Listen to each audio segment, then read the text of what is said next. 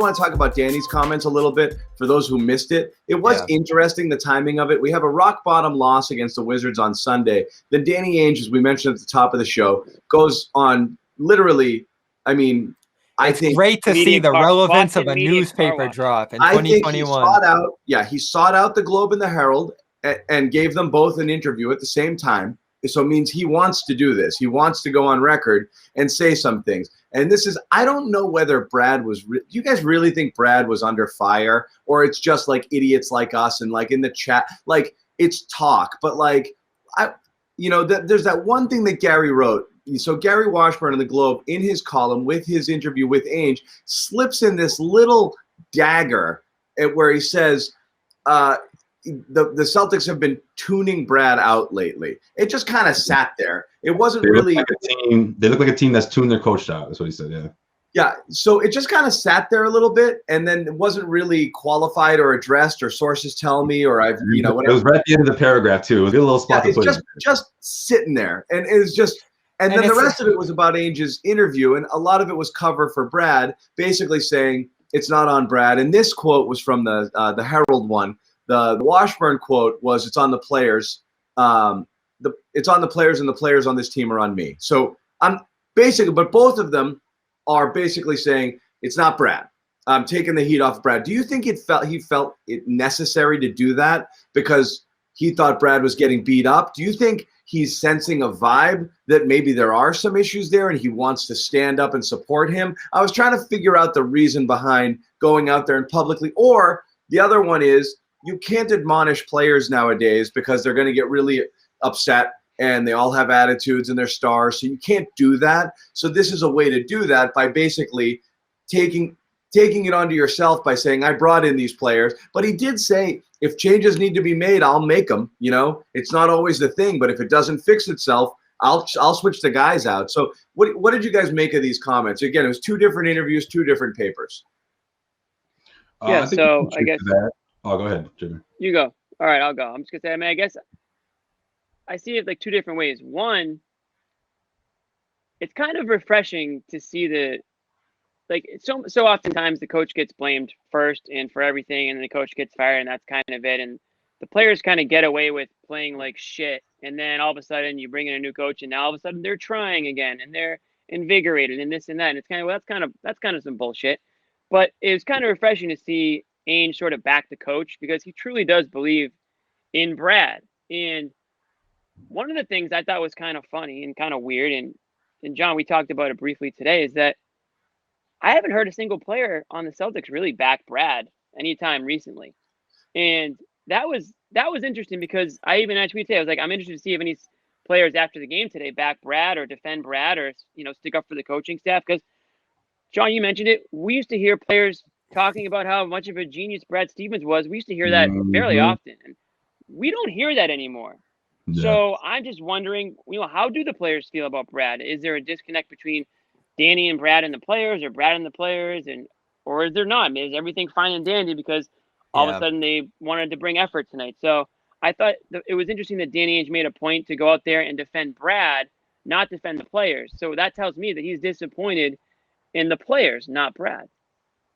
Obviously, but I mean, it's sometimes refreshing. Sometimes a GM will, fire the coach to take the heat off of him because he's the one who brought in the roster and brought in the players. Well, but how many times in other sports have we seen that where the GM doesn't, where you see a coach twisting in the wind, or there's an incident, with a player and the GM doesn't back him, right? And that's bad. But I didn't see anything like that here. Like, there's not a moment where outside of talk, what we say on the show, what you see on Twitter, radio stuff. There's buzz, but only because, like I said, there's always heat on the coach here. But Joe Sway, go ahead. You were jumping in here. Yeah, no, I think there's some truth to that. I think what a lot of it has to do with is Brad Stevens, from afar to what Jimmy just said. Before, remember those days when it was like, oh, Brad Stevens is one of the best assets the Celtics have because guys want to play for him. Young players want to play for Brad, and there was a lot of that. I don't think that necessarily he's lost this team, but I think maybe that sort of got lost in the message of what Brad is and the identity of this team, you know, and maybe some of that has to do with what happened in the bubble in Orlando and the conflict between the team and the locker room. But heading into the season, though, I think the approach was different because they all knew that they had a lot to prove. And I think Danny Ainge is starting to put more heat on himself because he's thinking, man, I didn't expect this from Tristan Thompson. I expected a little more. Jeff Teague, wow, he got outshined by the guy I picked almost in the second round. You know, man, I guess I struck gold there. You know, he mentioned things he could have done as well in the Herald one. So how are you, if you're him, right? How do you feel when you're hearing the shade go towards Brad Stevens? Like, wait a minute, I'm the one that gave him this, you know, I don't want to say crappy roster, but mediocre or, you know, still in flux roster. I set him up for that. And shoot, maybe another head coach, this would be a lot worse. You know, maybe Brad Stevens needs to take the heat off of him for a little bit because I'm the one that put this roster together. And it's my responsibility to go out and get those big free agents since Gordon Hayward walked out the door. I mean, again, people can put that on Danny too. This is the tricky thing too about the Zoom world, brand media wise, Jimmy. The topics that come up are the ones that get asked, and there's like 4 or 5 questions in these sessions, and that's it. There's not a whole lot of, you know, conversation going on in the locker room. So something like, hey, I know you got mad about the excuse of the schedule or something like that. Like, that's just a question that gets asked, and then something doesn't get asked about how much they support Stevens. So we don't know. I do know that Brown and Tatum had those 2 dismayed pressers over the weekend where you heard the shades of criticism come out, not direct, but Brown talking about the team needing help in some ways, and Tatum alluding to the young players catching up defensively and that kind of stuff. Like, you saw the sense of what might have given Washburn the idea that there was a fading trust in Stevens here, because there was an erosion of trust in some other things, it felt like, from both of them there. You know, how much help do we have? Are the right guys playing at the right times? Could be possibly something you pull from that, but they definitely both felt down. And then when it got to Brown's no comment thing on Sunday about the ball movement, it really felt like they were eating words about what they were frustrated about as the 2 stars of this team. Because let's make no mistake, Tatum and Brown over the last week or so have had to do almost everything up until tonight. And that gets frustrating. And I think they, at the very least, know that, you know, Stevens just can't magically bring them help. There's layers to this. There's adjustments that need to be made. I think they probably have a pretty good idea that changes are coming. So, or maybe they want different guys in there too. It could go both ways. That's what I felt like. Like, and so is Ainge these other guys instead of these guys? You know, like.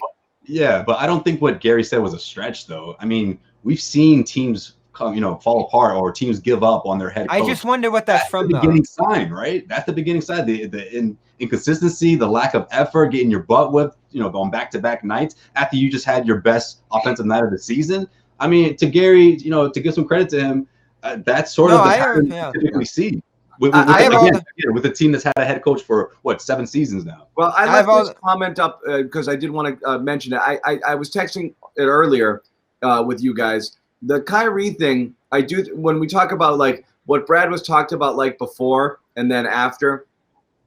There was definitely a turning point where he went through a year where the Brad Stevens thing didn't work, and I don't know that it was whether it's his fault. He's paying for that now, and I think he's paying for it a tad because that's the problem. Is it took some of the shine off him a little bit because he had all the answers and he didn't have them that year because it was such a difficult year and a difficult roster. And Kyrie was blowing him up left and right, and then be like, "What? I didn't do or say anything." It was just a gross year. But also, it's just.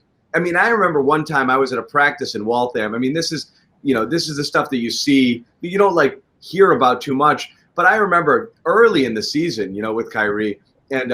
The entire team after the media availability, not Waltham, at Arbeck Center. Yeah, I got you. The entire team goes into the film room, okay? They just walk in dutifully. They're just done dribbling and the practice is over. And Brad does his availability, and Kyrie just goes over and he goes to do something. And Brad's like, and an assistant comes to him and he's like, "Where is?" I just see Brad go, "Where is he?" And the guy's like, he went in there. He's going to do some treatment and this and that. And Brad's just like, "Get him in here, just like, give me a freaking break. The whole team is in there." He's just like, he kind of composed. He's like, "Get him in there."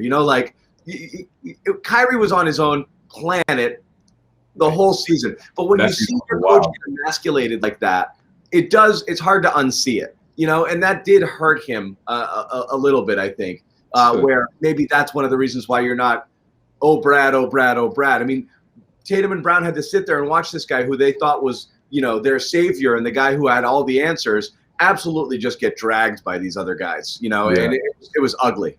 No, and it doesn't. Brad now. I thought you were, big coach Brad Stevens. Now I was like, oh, that's just Brad. Yeah, it's just Brad. Right. It's just you can't do that. And it's hard. Right. Once that happens to anybody, you get your legs chopped off. It's hard.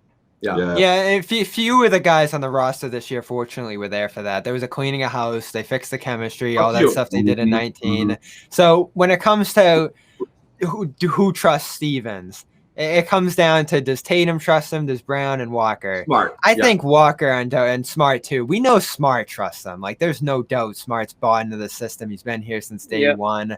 Kemba, I get the feeling that Kemba loves this guy. But do Brown and Tatum, would they be dismayed if they moved on to him? To Jimmy's point, I don't know. Like, I haven't heard anything from either of them that makes it feel like Jimmy said, that they love him. That if he moved on, they'd be absolutely in tears and out of their mind. Like, I think Tatum and Brown have a feeling, whether it be from 19, 20, the run they had in 18, that they can get it done, they can handle it, and if there's a different voice at the top, it wouldn't matter all that much to them. Now, thank the Lord, Ainge has the bigger vision here and the trust in Stevens to know that it's not necessarily better on the other side. Because is Stevens doing everything he needs to build up this team and coach up the younger players?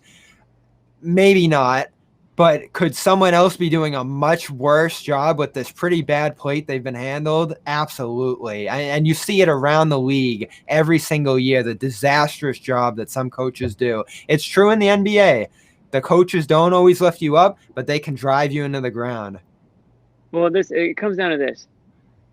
Brad Stevens, if Jayson Tatum and Jaylen Brown are on board with Brad Stevens, then Brad Stevens is fine. That's really all that matters. Yeah. Nothing else matters. What we it's say, the NBA. what the fans say, what the chat says, what the media says, doesn't matter. If Jaylen Brown and Jayson Tatum are true believers in Brad and they're all in this together, then that's all that matters. Because what we saw in Philly with Brett Brown was that we saw a team that totally tuned out Brett Brown, Simmons, Embiid, those guys. By the end of it, you guys saw how it ended there last season.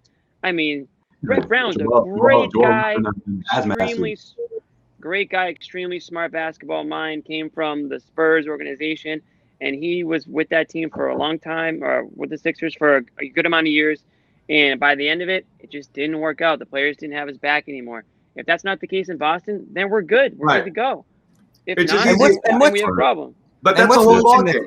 If they listen, that's it. That's where I guess the thing gets confused, Bobby. And again, we were talking about this earlier. It doesn't matter how good a coach Brad Stevens is.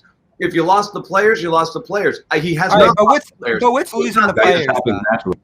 If you do, you're done. Doesn't matter how good you are. People do get tuned out. It's not the case here. I don't think it's at all the case. Right.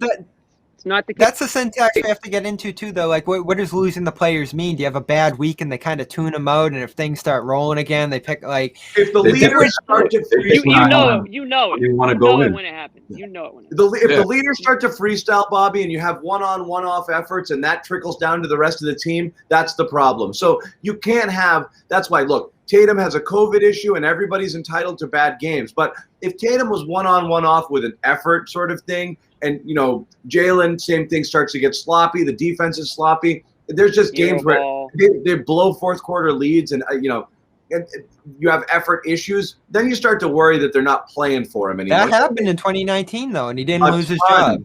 He didn't lose his job. Well, but that's where the Heat got turned up a little. You think the Heat got turned up on Brad in the playoffs. You're supposed to have the more talented team there, and everybody was like, and how many fourth quarter meltdowns? Josue, go ahead. Sorry.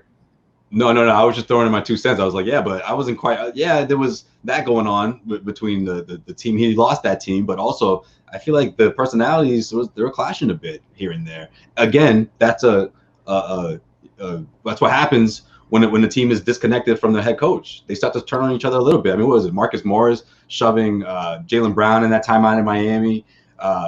Kyrie Irving yells at Gordon Hayward in front of everyone because he didn't get the ball where he wanted in Orlando.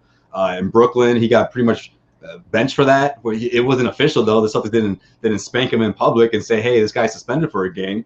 And I don't think that helped because that didn't bode well with the rest of the team. So there's a lot of things going on that year. Yeah, I mean, Brad lost his team, but I think they lost each other in a sense as well. There's a lot of things going on this year too, though. You come into the year missing a fifth starter because Ainge didn't want to acquire a player during the offseason. Yeah, but I don't think you have a personality. That's the difference, though.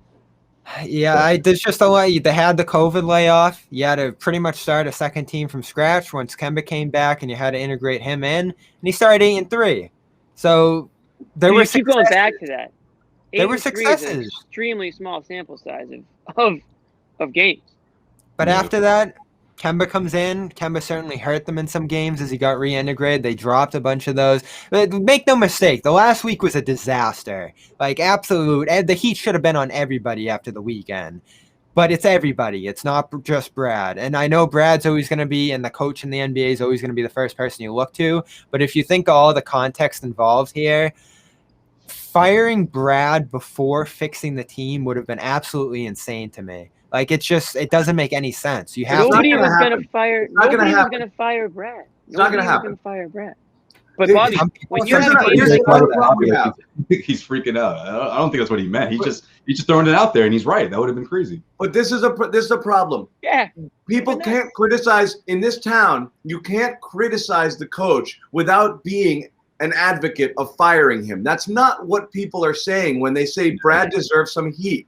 People were saying fire Brad over the weekend. Some people are saying, but again, we're not talking about Twitter or kind of like a chat room. You're talking about, like, are there really calls to fire Brad? Is it okay for people to actually criticize or wonder aloud whether he's doing everything at the highest level or if there's some things he can do better? I mean, it's insane to think that he's infallible and untouchable. That's where the conversation gets all goofy. It's just because you put a little criticism on Brad's plate doesn't mean you're advocating getting rid of him and bringing in somebody else to fix the team. Yeah, but it sounds like you want to give him you want to write him up, right? I think that's why the big Brad Stevens fans are like, wait, there are things you can say.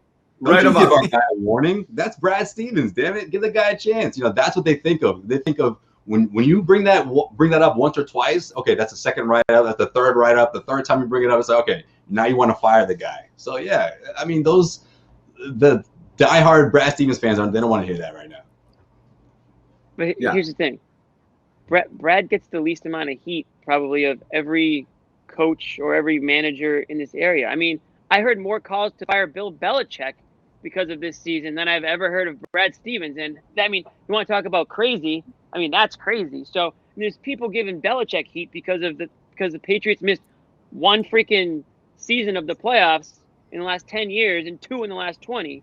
So, I mean, really, that's kind of what Boston's kind of all about. I mean, it's not really anything against Brad, but Celtics fans are, I think, the easiest of the bunch when it comes to, being critical of, their players or coaches. So, again, and no one's saying fire Brad. You're right, Bobby. That would be absolutely crazy.